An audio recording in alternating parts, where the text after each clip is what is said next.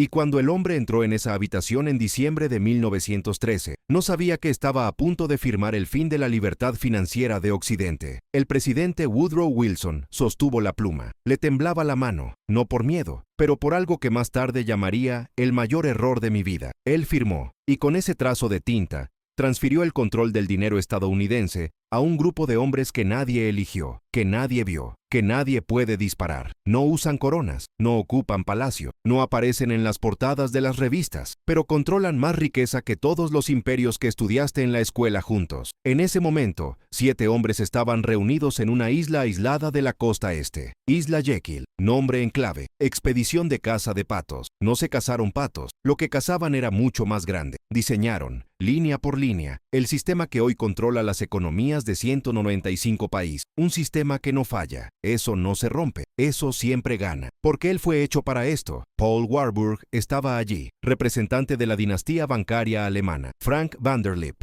presidente del National City Bank. Henry Davison, socio principal de JP Morgan. Charles Norton, presidente del First National Bank. Benjamin Strong, futuro gobernador del Banco Central que aún no existía. Y Nelson Aldrich, senador, suegro de John Rockefeller Jr. Pasaron 9 días encerrados, sin secretaria, sin registros oficiales, sin prensa, solo mapas, números y una única misión: crear una máquina de hacer dinero que nunca se pueda apagar. Cuando se fueron, tenían algo revolucionario en sus manos. No era solo un banco central, era un mecanismo de control perpetuo, un organismo que podría crear dinero de la nada, prestarlo a los gobiernos, cobrar intereses eternos y, al mismo tiempo, regular quién más podría hacer lo mismo. La llamaron Reserva Federal y lo vendieron al público como protección contra las crisis bancarias, como si los zorros pudieran proteger a las gallinas. 4 años después, Wilson le dijo a un amigo cercano: arruiné mi país. Se dio cuenta demasiado tarde. La máquina ya estaba encendida y nadie sabía dónde estaba el botón de apagado, porque no hay ningún botón. Hoy, este sistema no pertenece solo a Estados Unidos. Se extendió. Banco Central Europeo, Banco de Inglaterra, Banco de Japón, Banco Central de Brasil. Todos siguen la misma arquitectura, todo conectado, todos obedeciendo a la misma lógica. La deuda infinita genera control infinito. No necesitan ejércitos, no necesitan tanques. Basta una reunión a puerta cerrada, un tipo de interés ajustado y listo. Naciones enteras cambian de rumbo. Las empresas fracasan, las monedas colapsan, los gobiernos caen y todo sucede en silencio. Te despiertas, vas a trabajar, pagas tus cuentas y nunca te das cuenta de que cada centavo que pasa por tus manos fue creado por la decisión de un consejo que nunca sabrás, que responda a intereses que nunca entenderás. Eso opera bajo reglas por las que usted nunca votó. Construyeron un imperio sin fronteras, sin banderas, sin cara, y funciona perfectamente, porque fue diseñado para no detenerse nunca. Ahora bien, la pregunta que nadie se hace es: ¿por qué un sistema creado en secreto, por banqueros privados, en una isla aislada, se convirtió en el modelo de control financiero para todas las principales economías del planeta? La respuesta no está en los libros de historia, está en los contratos, en acuerdos, detrás de escena donde el poder real nunca aparece en la imagen. Y si estás empezando a darte cuenta de que tal vez el sistema no fue diseñado para protegerte, sino para mantenerte donde estás, entonces ya has entendido la primera capa. Si esta historia te abre los ojos a algo que nunca antes habías visto, considera suscribirte al canal. Aquí no repetimos titulares, mostramos el engranaje detrás de la noticia, porque lo que pasó en esa isla en 1913 fue solo el comienzo. El verdadero imperio se construyó a lo largo de los siguientes 100 años, y ahora estás viviendo dentro de él. 6 meses después de firmar, algo extraño empezó a suceder. Los bancos pequeños, aquellos que servían a los agricultores y comerciantes locales, comenzaron a quebrar, 1 por semana, luego 3, luego 10, no por incompetencia, sino porque las reglas habían cambiado, y solo un grupo sabía jugar con las nuevas reglas. Los grandes bancos, aquellos cuyos propietarios estaban en la isla, no quebraron, ellos crecieron. Compraron a los que estaban en quiebra por unos centavos, absorbieron clientes, ampliaron territorio. En menos de 2 años, se volvió a dibujar el mapa bancario de Estados Unidos. No para competir, por asfixia silenciosa. Nadie protestó, porque nadie entendía lo que estaba pasando. Y así es exactamente como fue diseñado para funcionar el sistema. Paul Warburg no era estadounidense de nacimiento. Provenía de una familia que había controlado bancos en Alemania e Inglaterra durante generaciones. Cuando llegó a Estados Unidos en 1902, no vino a escapar, vino a construir. Su misión era clara: convencer a los estadounidenses de que necesitaban un banco central, algo que el país ha rechazado desde 1836, cuando el presidente Andrew Jackson destruyó el segundo banco central de Estados Unidos y dijo: «Sois un nido de víboras y os aniquilaré». Jackson ganó, pero murió. No víboras, 70 años después regresaron, más organizado, más discreto, más pacientes. Warburg escribió artículos, dio conferencias, se infiltró en los círculos académicos, siempre con el mismo argumento: sin banco central, el país es vulnerable a las crisis. Vendió miedo, y el miedo vende cualquier cosa. En 1907 estalló una crisis bancaria, pánico en las calles, corre por los bancos, quiebras en cadena. ¿Quién lo resolvió? J.P. Morgan reunió a los principales banqueros, los encerró en una habitación y les dijo: «Nadie se irá hasta que resolvamos esto». Funcionó. La crisis se ha detenido, pero algo no cuadraba. Morgan era un hombre reservado, no fue el gobierno, no tenía autoridad legal, pero tenía suficiente poder para salvar todo el sistema financiero. ¿Cómo? Porque él ya controlaba el sistema. La crisis de 1907 no fue casualidad, fue una manifestación, un adelanto de lo que podría pasar si los hombres serios no estuvieran a cargo. Y el mensaje fue recibido. 6 años después, el Congreso aprobó la creación de la Reserva Federal, vendido como solución. De hecho,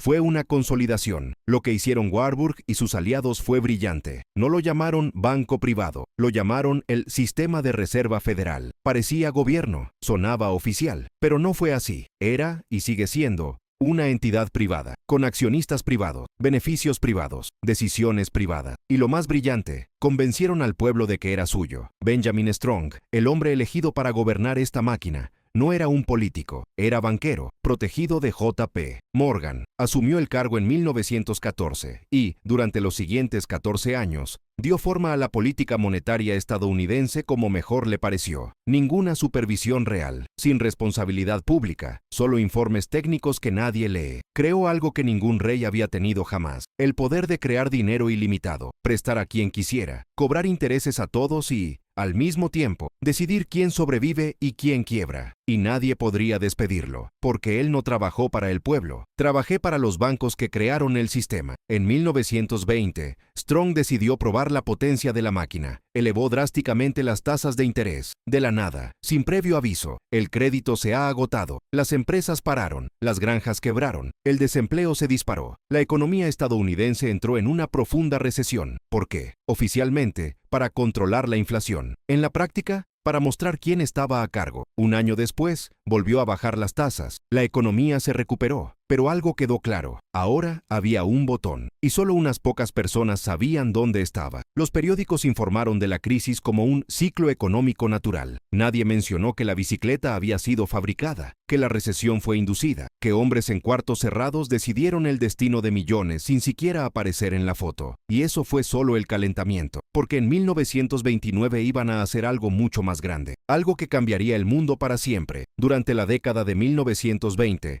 Strong mantuvo bajas las tasas de interés, crédito fácil, dinero barato, todos podrían invertir. La bolsa de valores explotó. La gente corriente, que nunca había visto un gráfico en su vida, compraba acciones, con dinero prestado, dinero que la Reserva Federal estaba inyectando al sistema. Era una burbuja, y todos los que entendían de finanzas lo sabían, pero nadie pisó el freno, hasta que en agosto de 1929, Strong murió, y su sustituto, un hombre llamado George Harrison, hizo exactamente lo que querían los banqueros. Cerró el grifo. Las tasas de interés aumentaron, recorte de crédito, y esperó. En octubre estalló la burbuja. Millones lo perdieron todo. Las empresas quebraron, los bancos quebraron. La desesperación se apoderó de las calles. Las filas de desempleados se extendían por cuadras. Familias enteras perdieron sus hogares. Los suicidios se dispararon. Y mientras la gente se hundía, ocurrió algo curioso. Los grandes bancos empezaron a comprar acciones por unos centavos, empresas enteras por nada, propiedades abandonadas a precio de remate. No perdieron en la crisis, se beneficiaron, porque sabían lo que vendría, porque ellos mismos crearon las condiciones, inflaron la burbuja estalló, y compraron los restos. No fue incompetencia, fue una operación. Y lo más impresionante, el público culpó a los especuladores, culpó a la avaricia, culpó al capitalismo salvaje. Nunca culpó a los hombres que controlaban la impresora de dinero. Ese fue el momento en que el imperio silencioso se dio cuenta de algo fundamental. Las crisis no destruyen el poder, las crisis concentran el poder, y a partir de ahí lo volverían a hacer. Y otra vez, porque descubrieron la fórmula perfecta. Crear dinero fácil, inflar activos, tirar la alfombra,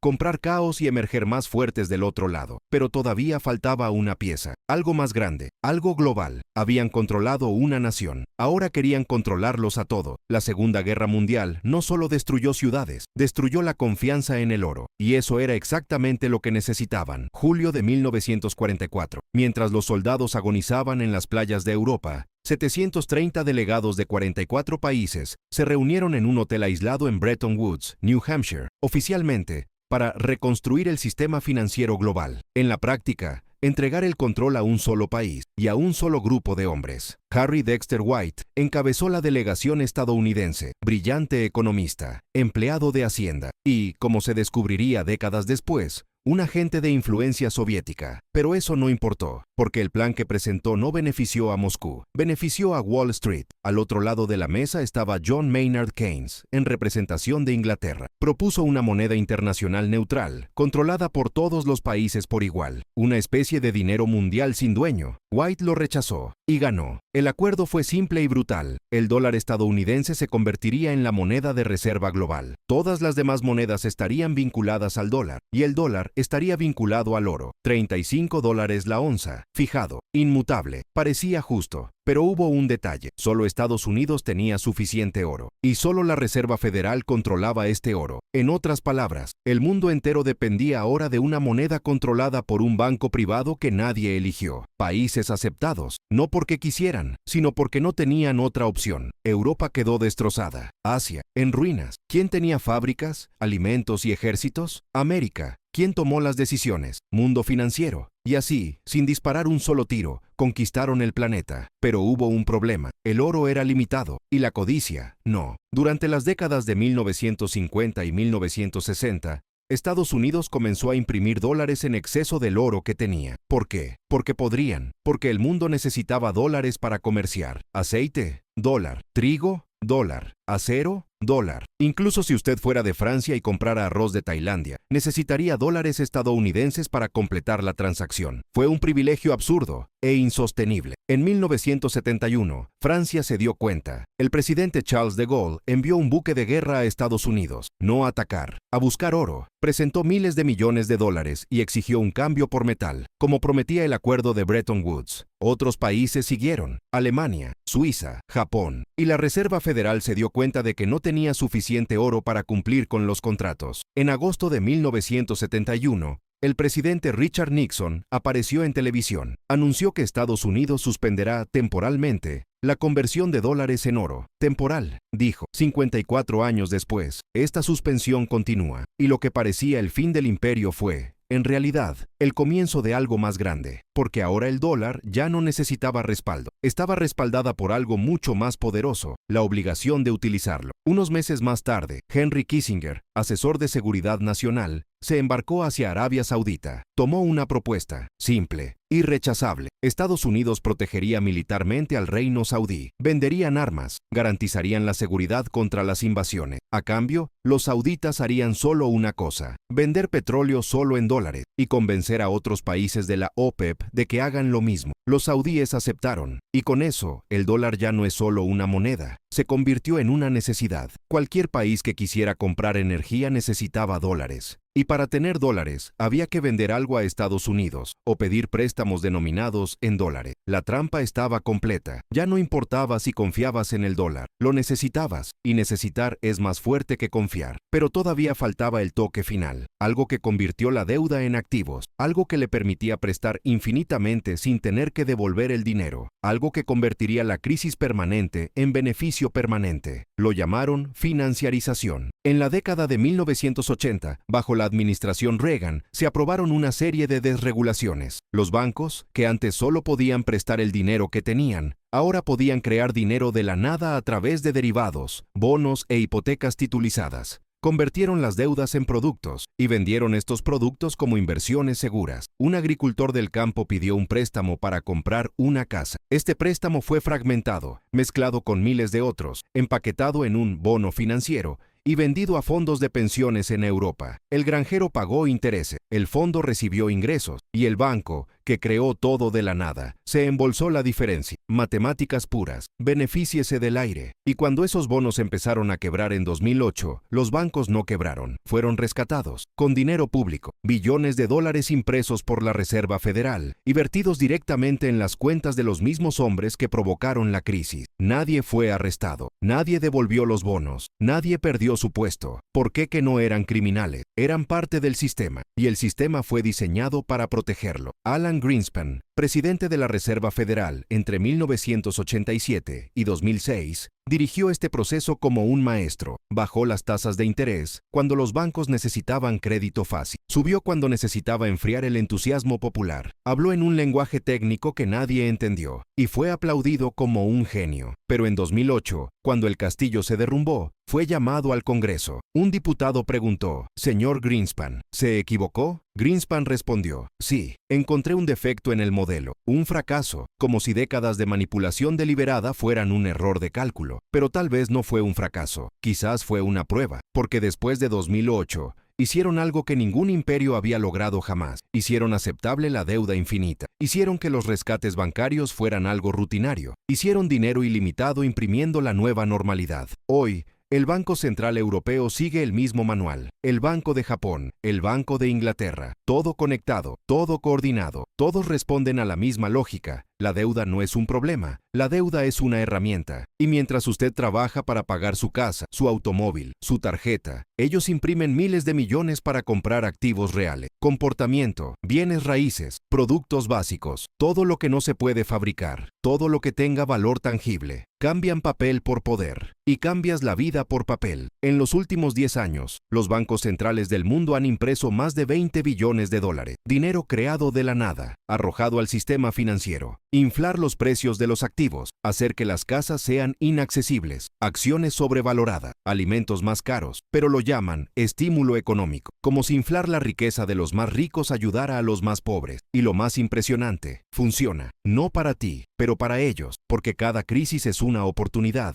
cada recesión es un ascenso, toda desesperación popular es liquidación de activos. Compraron la crisis de 1929, compraron la crisis de 2008 y lo están comprando ahora, porque mientras tú te preocupas por pagar las facturas, ellos reescriben las reglas del juego y siempre ganan. Pero algo está a punto de cambiar, porque por primera vez en la historia, la gente empieza a darse cuenta, y los imperios silenciosos no pueden sobrevivir al ruido. En marzo de 2023, sucedió algo que no debería suceder. 3 bancos estadounidenses quebraron en una sola semana. Banco de Silicon Valley, Banco de Firmas, Primera República. Juntos tenían más de $500 millones en activos. Ellos desaparecieron, como humo. Los medios lo calificaron como un hecho aislado. La Reserva Federal aseguró que estaba todo bajo control, y en menos de 72 horas, el gobierno anunció un rescate, no de los depositantes, de los bancos, de nuevo. Pero esta vez sucedió algo diferente. La gente empezó a preguntar, ¿por qué quiebran los bancos si pueden imprimir dinero? ¿Por qué pagamos impuestos si crean billones de la nada? ¿Por qué trabajamos 40 años para comprar una casa que ellos compran en una tarde? Y estas preguntas no han desaparecido, se dispersaron. Redes sociales, podcasts, conversaciones de bar. Por primera vez se veía el imperio silencioso, y se dieron cuenta. En junio de 2023, Jerome Powell, presidente de la Reserva Federal, elevó los tipos de interés al nivel más alto en 22 años. Oficialmente,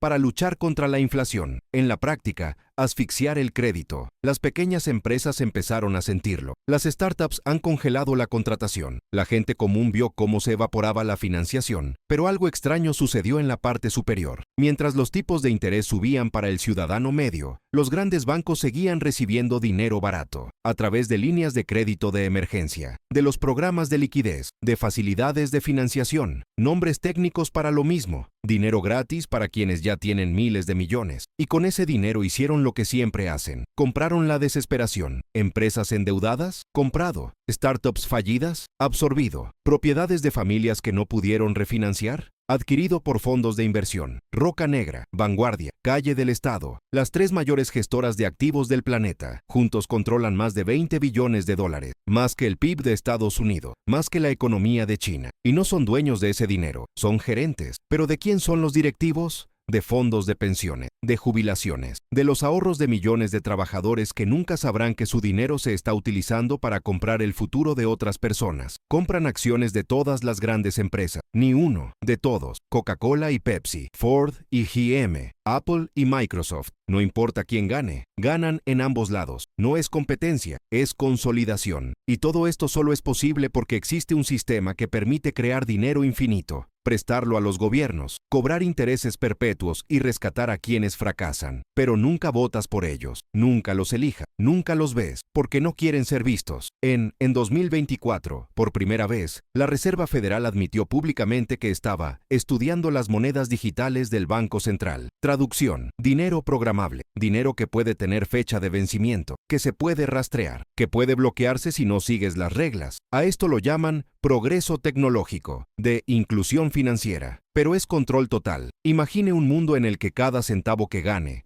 gaste o ahorre pueda ser monitoreado, aprobado o rechazado por un algoritmo, donde no se puede comprar algo que no sea sostenible, donde tu dinero caduca si no lo gastas lo suficientemente rápido, donde la disidencia política puede dejarte sin acceso a tu propia cuenta. No es ficción, es un proyecto. China ya lo ha aprobado, Europa lo está implementando, Estados Unidos está estudiando, y cuando este sistema esté completo, el imperio silencioso ya no permanecerá en silencio, será absoluto. Pero algo empezó a resquebrajarse. Bitcoin surgió en 2009, justo después de la crisis de 2008, creado por alguien o un grupo bajo el seudónimo de Satoshi Nakamoto. Nadie sabe quién es, y tal vez sea mejor así, porque Bitcoin no fue creado para competir con los dólares, se hizo para exponer el sistema. Demuestra que es posible tener dinero sin un banco central, sin impresión infinita, nada de rescates bancarios, limitado, transparente, inmutable. Y esto aterroriza al imperio, porque si la gente se da cuenta de que puede tener dinero sin intermediarios, sin comisiones ocultas, sin inflación forzada, todo el castillo se derrumbará. Por eso atacan los bancos centrales, llaman a Bitcoin una estafa, de burbuja, de herramienta para delincuentes. Mientras tanto, imprimen billones sin respaldo, rescatan bancos en quiebra y financian guerras sin la aprobación popular. Pero consideran que Bitcoin es peligroso, y tal vez lo sea, no para ti, para ellos, porque por primera vez en 100 años existe una alternativa, y las alternativas destruyen los monopolios, pero el imperio no caerá sin luchar. En 2022, el Banco de Pagos Internacionales, el Banco Central de Bancos Centrales, publicó un informe. En él, propuso la creación de una moneda digital global unificada, controlado por una red de bancos centrales, coordinado internacionalmente, programable, trazable. Ya no lo esconden, porque no lo necesitan. Saben que la mayoría de la gente no lee los informes técnicos, no asiste a las reuniones de la Reserva Federal. No preguntes de dónde viene el dinero, solo acéptalo. Funciona, pagar, y continúa. Y a medida que continúa, construyen la siguiente fase. En algún lugar, ahora mismo, se está llevando a cabo una reunión. Hombres de traje, mujeres de poder, sin cámaras, sin registro. Decidir cuánto interés pagará, cuánta deuda tendrá su gobierno, cuánto valdrá tu moneda. Y tú no estás allí. Nunca lo será, porque la invitación es restringida, y el imperio está diseñado para que nunca te des cuenta de que estás pagando por la fiesta. Pero cada vez más personas están despertando. Cada vez más personas se preguntan, si pueden imprimir billones, ¿por qué trabajo 50 horas a la semana? Y estas preguntas son peligrosas, porque los imperios no caen por una invasión, caen cuando la gente deja de creer, y la fe se está resquebrajando. Ahora tienes una opción. Se puede seguir creyendo que la inflación es natural, que las crisis son impredecibles, que los rescates bancarios son necesarios. O puedes mirar la historia, para los documentos, por los nombres, para las conexiones, y date cuenta de que nada de esto fue un accidente, fue un proyecto, y el proyecto sigue en marcha. Quiero saber de usted, ¿en qué momento de este video se dio cuenta de que el sistema no falló, sino que estaba programado exactamente así? Comenta ahí. Y si este contenido cambió la forma en que ves la economía, la política y el poder, eso ayuda al algoritmo a mostrárselo a más personas, porque la verdad no se difunde sola, ella te necesita. La venganza llegó de donde menos la esperaban. La Internet. Durante décadas, el imperio operó en la sombra porque la información era cara. ¿Y quién controlaba los medios? Los mismos grupos financieros. Pero Internet rompió eso. Cualquiera podía acceder a los documentos, leer transcripciones, conecta puntos y comparte. En 2008, cuando los bancos fueron rescatados, la revuelta fue inmediata. La gente empezó a exponer a los ejecutivos. Designación de responsables. Y por primera vez, los arquitectos tenían rostro. Larry Fink, Jaime Dimon, Christine Lagarde, Jerome Powell. Cuando le pones cara al enemigo, este pierde poder. En 2016, los papeles de Panamá expusieron cómo los ricos escondían dinero. Cuentas secretas, evasión industrial. La gente vio la máquina desde dentro. Vieron que los bancos rescatados ayudaban a los multimillonarios a evitar el pago de impuestos, que el sistema funcionó perfectamente para ello. En 2020, la Reserva Federal imprimió 6 billones en 3 meses. Los multimillonarios duplicaron sus fortunas. Los pequeños negocios cerraron. Y la gente se dio cuenta. Cuando el dinero va a los bancos, se convierte en liquidez. Cuando llega al pueblo, se convierte en inflación. La misma impresora. Reglas diferentes. Woodrow Wilson creó la máquina. Pala. Diseñado por Ul Warburg. Benjamin Strong lo probó. Nixon sacó el oro. Kissinger lo vinculó al petróleo. Greenspan convirtió la deuda en activos. Powell lo escaneó. Cada uno, un trozo, intencional. La deuda genera control. El control genera energía. La energía genera más deuda. Un ciclo perfecto, a menos que dejes de alimentarlo. Los imperios caen cuando la gente deja de creer. Y este imperio depende de tu creencia. Creencia de que la inflación es inevitable. Esa deuda es normal. Que trabajar pagando intereses es natural. Pero no lo es. Es diseño. La cuestión no es si el imperio caerá. Entonces dejarás de apoyarlo. Por eso invierten en mantenerte distraído. En espacios cerrados se toman decisiones reales. Pero no es necesario que entres en estas habitaciones. Solo necesitas dejar de obedecer. La desobediencia comienza con el conocimiento. Si este video cambió tu forma de ver el dinero y el poder, este canal fue hecho para ti. Inscribirse. Activa la campana. El siguiente video mostrará quién presiona los botones ahora. Construyeron un imperio silencioso. Pero todo imperio tiene un punto débil. Y de ellos eres tú despierto.